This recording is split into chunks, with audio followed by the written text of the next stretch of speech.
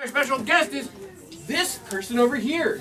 He is George O'Connor, and he wrote a bunch of books and drew the pictures in them. And like he wrote this book. And he also wrote this book, and then this book. And look at all these pictures in this. He drew every picture and wrote all the words. Did you say George? I don't know if I like the name George. My name is George. Your name is George? So you better like my name.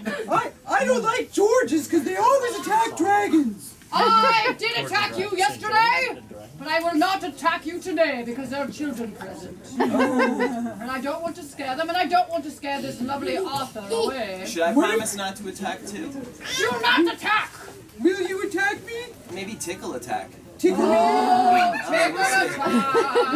This is a book I wrote called If I Had A Raptor. When I was growing up, I always wanted, more than anything, to have a pet dinosaur.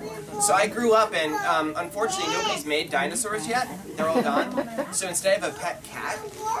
And my cat, in many ways, is like a dinosaur, so that's kind of what this book's about. So it just starts off, just like any other day, a little girl's walking down the street. I'm sure this has happened to all of you guys. And she sees a box that says, "Free Raptors."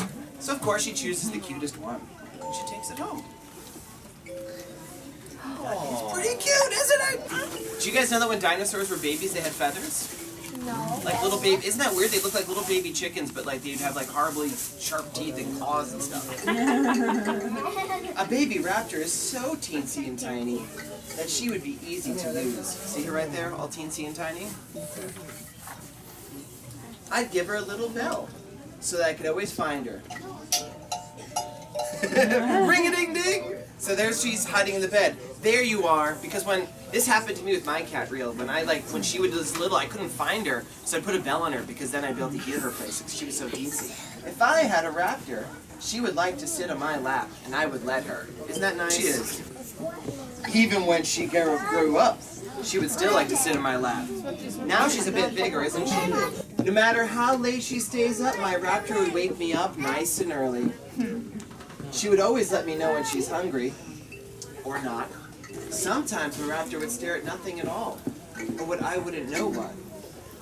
And sometimes, my raptor might just stare at me. If I had a raptor, I get a big ring-a-ding-ding here. Ring-a-ding-ding. There you are.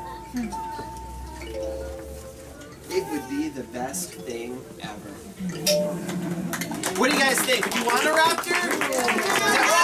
No? A little too scary, maybe? Because when you grows up, there's a very good chance we'll eat you. Very good chance. So do you guys read comic books? Yeah. So these are comic books I write about the Greek myths. I do a whole series of books, and each of them is about a different god. This one is about Aphrodite. That is Cupid's mom. And this is Aphrodite's boyfriend, Ares. He's the god of war. There's Athena. She is the other goddess of war. She's like the good goddess of war. And then this is Zeus, and he's like the king of the gods. What made you want to write about Greek mythology instead of other things for your comic book? Who here likes to draw? Hands up, guys. So like when I was a little kid with monsters, right? Because everybody loves to draw monsters. And I like to draw like muscle men for the monsters to eat. And I also like to draw pretty ladies, right? And so the nice thing about Greek mythology is all those stories are about muscle men and monsters and pretty ladies. So it was my favorite thing in the world to draw. So when I grew up, I still draw those same things.